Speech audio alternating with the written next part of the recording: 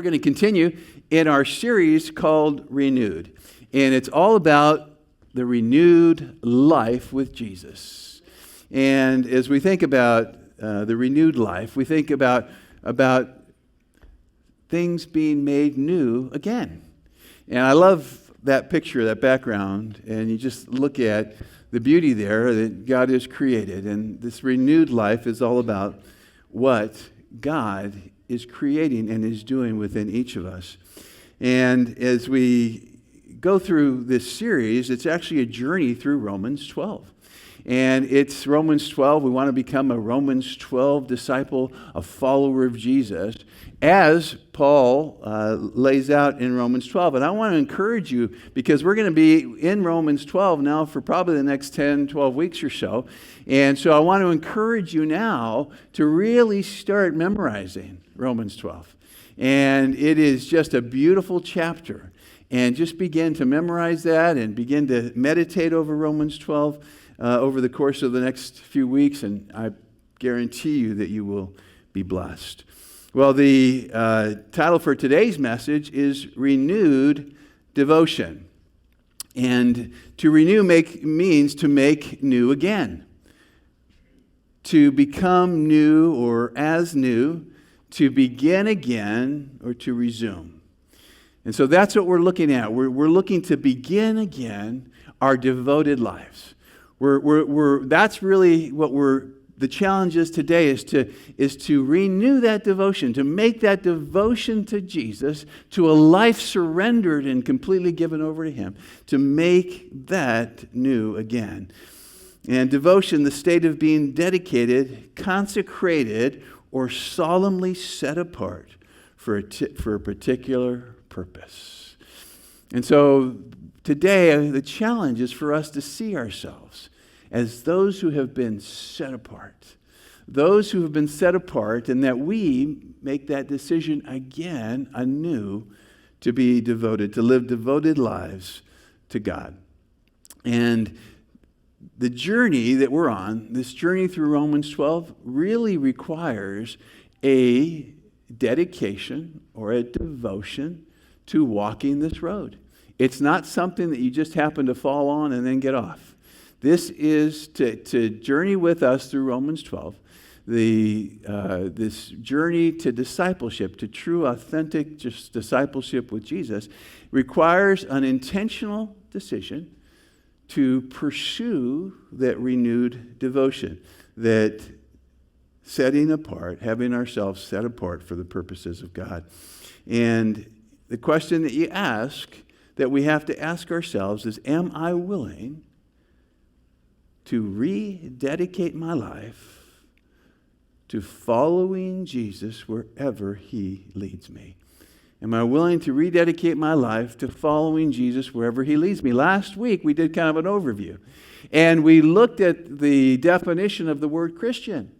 And in Acts, we learned that they were first called Christians in Antioch. And that word Christianos, which is the Greek word for Christian, it means follower of Christ. So when we say to others that I am a Christian, what you are saying and what you are declaring, or what you are calling yourself, is I am a follower of Jesus Christ. And have you ever played Follow the Leader? Okay, our kids are gone now, but we've played Follow the Leader, and I always liked to be the leader. I didn't like to be the follower, because sometimes, sometimes my older siblings, and I have a lot of them, would lead into places where you didn't want to go. But you didn't want to lose either, so you had to follow the leader wherever the leader would lead. And you made that decision when you decided to play the game. I'm going to follow the leader wherever that leader leads me. And if they run fast, I run fast. If they walk slow, I walk slow. If they crawl, I crawl. If they dance, I have to dance. But it's following the leader. And in this case, as believers, who's our leader? Jesus. Good job, Shaheen. You get an A. So, Jesus is our leader. And so what we're saying is, I am a Christian. Call me a Christian. Call me a follower of Jesus. And I remember saying that I wanted to follow Jesus when I was in college. And frankly, I didn't even know what that meant. I just knew that I loved Jesus, and I knew that He'd redeemed me, and He'd given me this new life. And I'm sure all of you have your own story as to how you came to Jesus. But I remember for me, it was coming from a family background where there was so much strife in my family. So much strife that my parents were on the verge of divorce, I think, every day of their 50-something year marriage. And it was just a battle, and it was a struggle. And when I was 16, my older brother killed himself in our house. And I was just pursuing and looking for something. And I just remember being in Santa Clara University and meeting some Christ followers, and they told me about Jesus, a real relationship with Jesus. And then they said, "You've really got to come to church with us." And I said, "Oh, really? Where do you go to church?" It was right here. Right here, in this place. Only then it was Calvary Chapel. That was back in 1982. And Christy and I were married in 84, so we weren't even married yet. And coming here and accepting Jesus and saying, I don't care where you lead. I just want to follow. Wherever you lead me, that's where I want to go. And, I remember that at the time, I had been in school to be a lawyer. And I was just going to be a lawyer. My dad was a lawyer, and I just wanted to be a lawyer. I wanted to be an advocate and stand up and deliver speeches in front of a jury. And just, that's something I really wanted to do. And so I was on that route, and then I came to Christ. And I remember talking to Pastor Mike, our pastor here at the time, and saying, "I don't want to do that anymore. I don't want to do that. I want to be a pastor like you. I want to lead people to Jesus." And so remember him praying for me, and people laid hands on us, and I had to just, at the end of my undergraduate year, make a decision as to what was I going to do with my life. And I said, I really want to be a pastor. So I ended up taking a year off and praying about it. And at the time, Christy and I were married, and just praying about what was it that the Lord was going to lead me to do. And He actually led me to be a lawyer. It's like, but I don't want to do that. I want to follow you. It's like, well, you're going to follow me in the realm of law. And later on, just over the years, as I prosecuted cases as a deputy DA here in Santa Clara County, and wondering, why am I here? What's my mission? And one of the assignments I had was to prosecute sexual assault cases, child sexual abuse cases, to prosecute rapists. And it was the hardest thing I've ever done in my life. But I remember being in court with the little girl who had to testify against her uncle who had sexually abused her, and to be able to pray with that little girl and to be able to help her through the difficult road that she was on, and to be able to share the love of Jesus with her and to say, you're not alone. And just the two of us, as I'm talking to this 12-year-old girl, and at that time I realized that you called me to this. It may not be the pastor that I thought I might be, but this is what you've called me to. But He also gave me my dream of being a pastor and shepherding, and I'm just so grateful for that. But so the question I want to ask you is this: am I willing, are you willing to rededicate your life to following Jesus wherever He leads you? And that's not a question you answer like that. That's something we ask ourselves every day of our lives. Do I dedicate this day to following Jesus wherever He leads? And we can't do that without the power of His Spirit. But when you answer this question, I want you to consider this. This is kind of an illustration.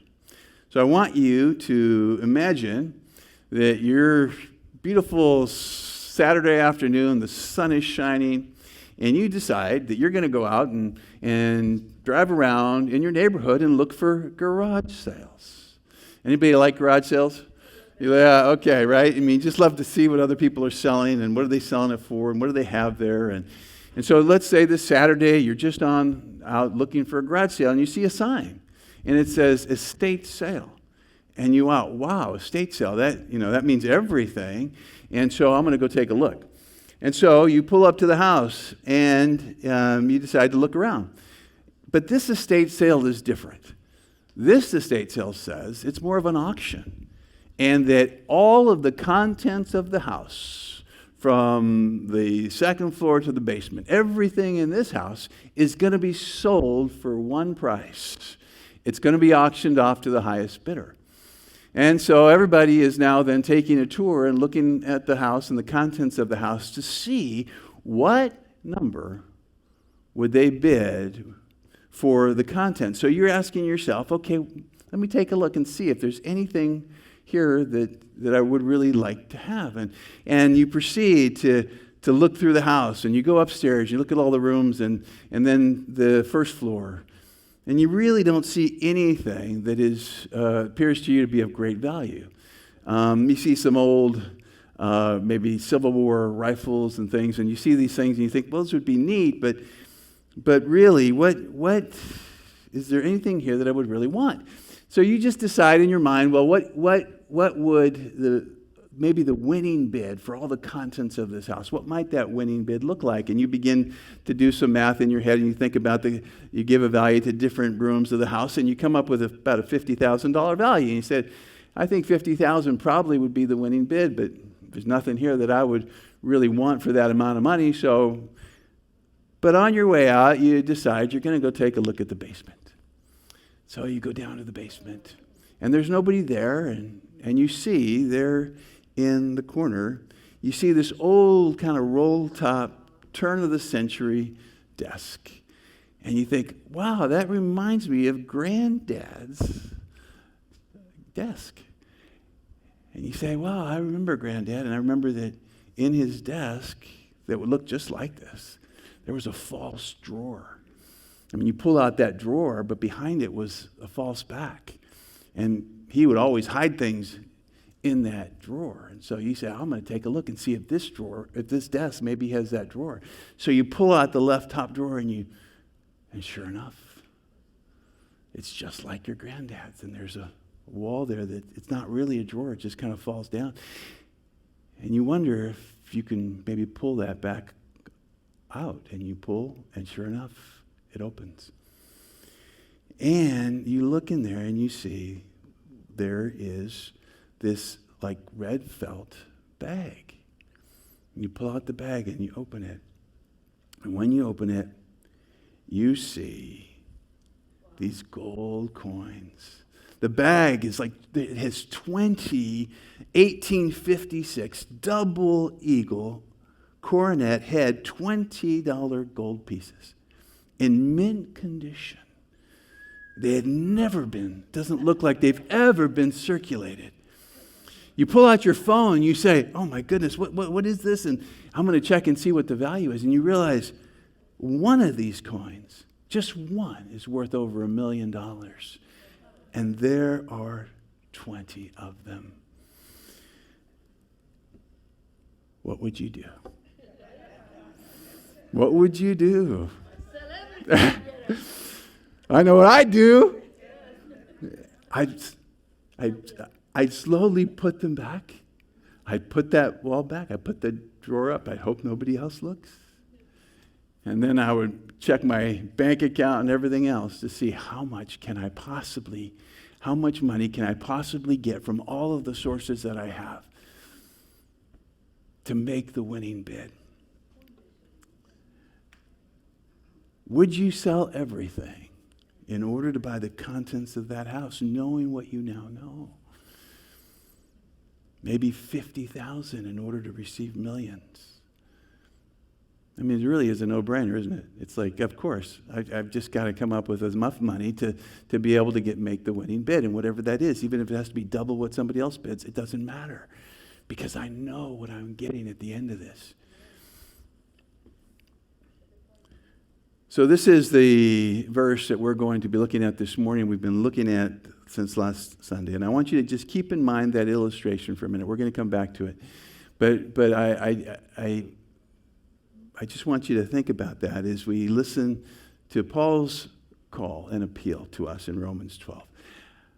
I appeal to you, therefore, and we looked last week, the therefore was the first 11 chapters. everything that he told us about a walk and a relationship with Jesus. He's saying, therefore, I appeal to you, brothers. So he's talking to those who are followers of Jesus.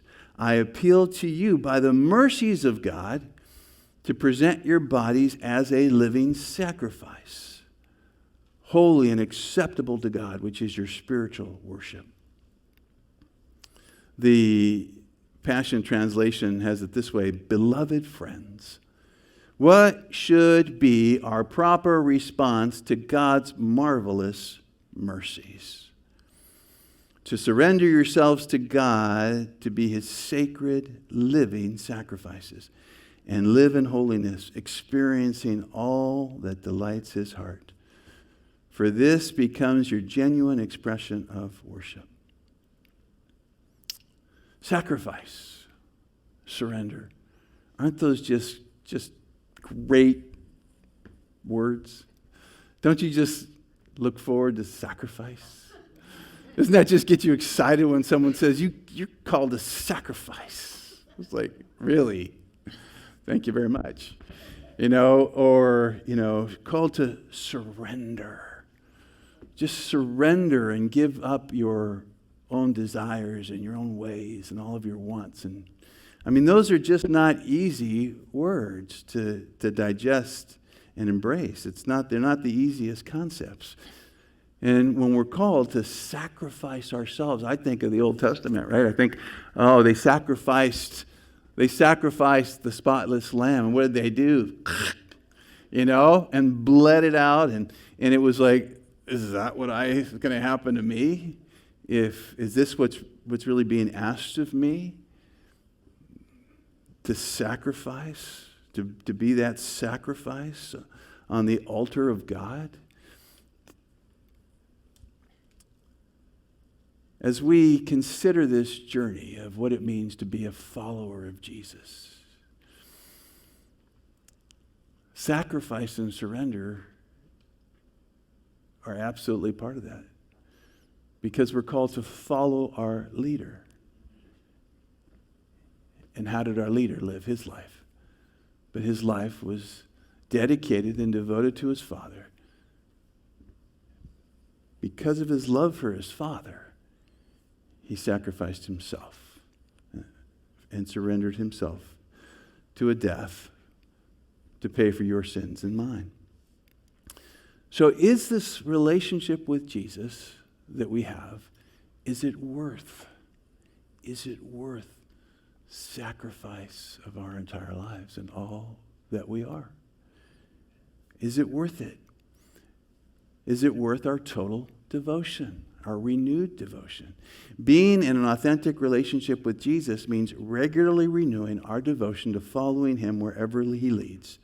And that necessarily includes surrendering or yielding control and sacrificing ourselves in some way. This is by no means easy, but with the grace and mercy God provides and our renewed devotion to live like Jesus, it is achievable.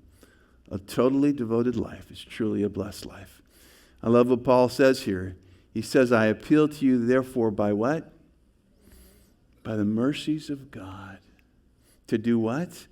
To present your bodies, your very self, as living sacrifices. And what kind of sacrifice? Holy and acceptable to God. Would you consider yourself holy and acceptable to God by your very nature? Just your nature as a human being, as a person. Were you born holy and acceptable to God? We were born in sin. We were born in sin and separated from God. So how is it, Paul, that you call us to be holy and acceptable to God? That's an impossibility. You're calling us to do and to live a life that is impossible to live. Did Paul know that? Yes. That's why he says it's by the mercies of God. It's only by God's grace and mercy that we could ever be holy and acceptable. And remember, he's talking to believers.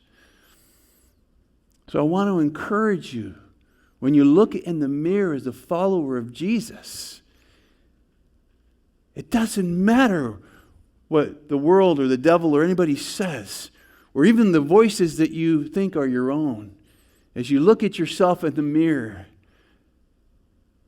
you say, because of the mercies of God and because of Jesus and His grace and His death and His resurrection, I am holy and acceptable to God. That's how He sees me. Because He sees me covered in the blood of His Son. And I'm covered in the blood of His Son. And so that makes me holy. I don't feel holy. I didn't live holy. I don't live a holy life. There are times when I sin and I don't want to. But yet, every day that I begin anew, His mercies are new every morning. And I am holy and acceptable to Him by His mercies and grace. So as a follower of Jesus, we're saying it's your mercies and grace that will help me to live a sacrificial life, holy and devoted to you, holy and acceptable to you, because that is, as Paul says, your spiritual worship. That's what it means to worship. It means to give of ourselves wholly and completely. Because that is worshiping Jesus for who He is. He's our Lord, and He tells us how we're to live, and He leads us and gives us the strength to live that way. He's our example of faithfulness. His life was offered to God as a living sacrifice out of love and devotion to His Father. And as His followers, we must do the same. This kind of complete and total devotion Paul characterizes as our spiritual worship of God. Devoting ourselves, all of us, all of our lives, dreams, plans, and hopes to God for His use. Chip Ingram says in his book, total devotion is the channel through which we are transformed and able to discern the will of God for our lives. It begins with the only right response to God's marvelous grace. He goes on to say, when I come to realize what God has done for me, who He is and what He has prepared for me in this new life, I eagerly abandon anything and everything to obtain this fabulous and rich and rewarding life that He is offering. Renewed devotion. To make new again. To re-devote ourselves. To rededicate ourselves as followers of Jesus. To follow Him wherever He leads. If we go back to our illustration and we're in that house, and you're now running and calling your friends, and you're gathering everything you can possibly get. You're borrowing whatever you can because you say, this is worth it. This is worth it. Well, Jesus had something to say about this too. And if we look at Matthew 13, He says, the kingdom of heaven is like treasure hidden in a field, which a man found and covered up. Then in his joy, he goes and sells all that he has and buys that field. You know, in Jesus' day, these people that He was talking to, they knew exactly what He was talking about because it was a custom that they would take their valuables and bury them for safekeeping. But then often the person who buried them would die. And they wouldn't be able to find that treasure. So somebody then later who happens upon that treasure, then it would, if they own the land, they own the treasure. So what Jesus is saying here, he's saying that the kingdom of heaven, the kingdom over which Jesus reigns, the kingdom that we are all born into when we're born again, that this is it's like treasure hidden in a field. So it's not observable to everybody.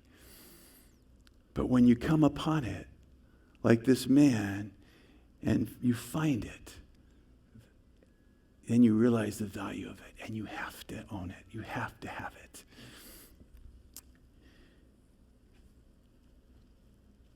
Are we willing to abandon every earthly treasure, every dream and plan that we have, to get something of far greater value than we could ever achieve on our own?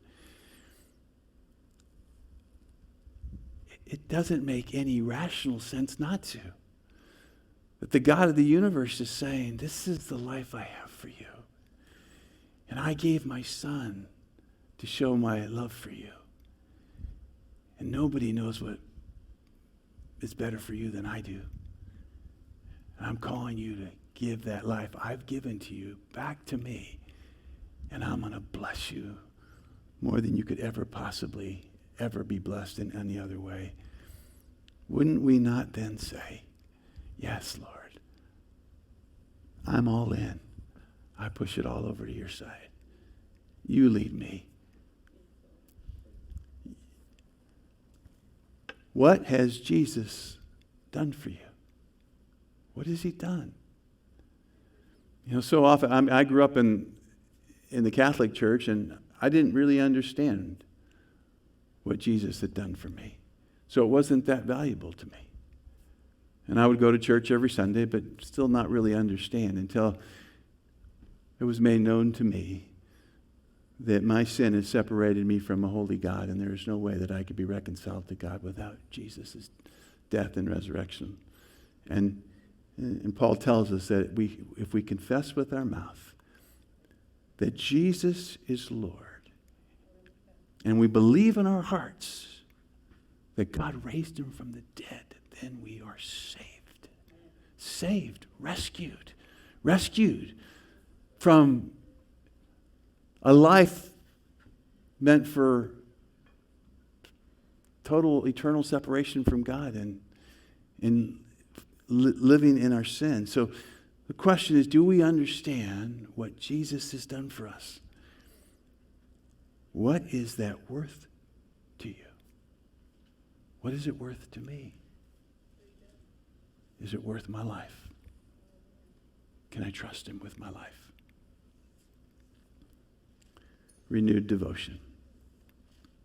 Jim Elliot, as we said yesterday, a missionary who gave his life, his young life for the Lord, said, he is no fool who gives what he cannot keep to gain what he cannot lose.